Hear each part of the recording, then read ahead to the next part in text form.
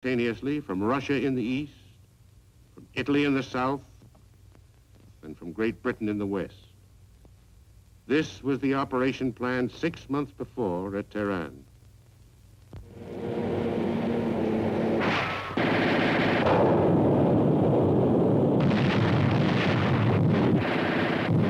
It was no easy task. In Europe and the Pacific, months of savage, bloody fighting lay ahead.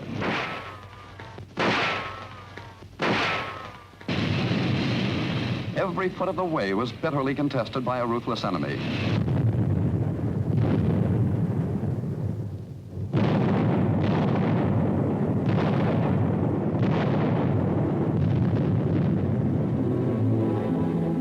But step by step, he was pushed back by the Allied armies. The underground forces of liberation knew their finest hour when the people of Paris rose to strike at the enemy. Even as the Allies battered at the gates,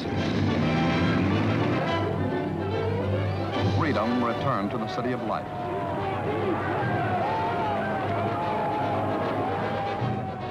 Freedom. This was the prize for which millions of free men had taken up arms, for which men had been willing to sacrifice their treasure and their lives.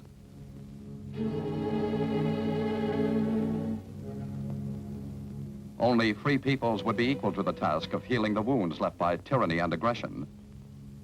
But freedom cannot be secure without final victory, whatever the price that must be paid.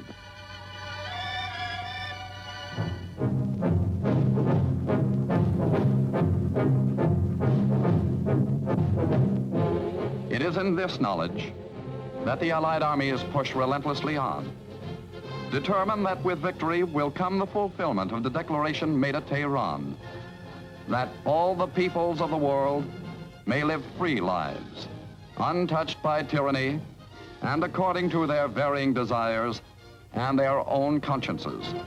This was the hope in 1944, but there still was a year of war to be fought. The year 1945 would see the end of World War II. 1 year ago, the entire world awaited the fateful outcome as the armies of Nazi Germany lashed out in the counteroffensive in the Ardennes. This was the Battle of the Bulge, the battle that came so dangerously close to crushing Allied hopes for early victory. This was the 11th hour Von Rundstedt counterattack, on which Germany gambled everything. Smashed Allied equipment littered the roads. The year 1944 was dying.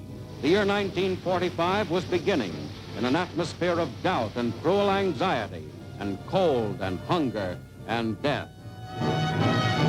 Then, coming back from the punch in the west, the Yanks and British moved forward to the fighting. They had landed in Normandy. They had slashed their way to Germany's borders. They had absorbed the roughest punishment the Germans could hand out. In Central Europe, the Czechoslovaks and the long enslaved people of the Balkans moved against the common enemy. Now, with air power in the lead, they were started on the last long drive to victory. American forces on the west and south of the Bulge carved up elite units of the Wehrmacht. Montgomery's British on the north were immovable.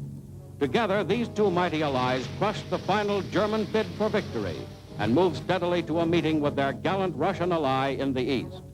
Berlin, citadel of Nazism, fell.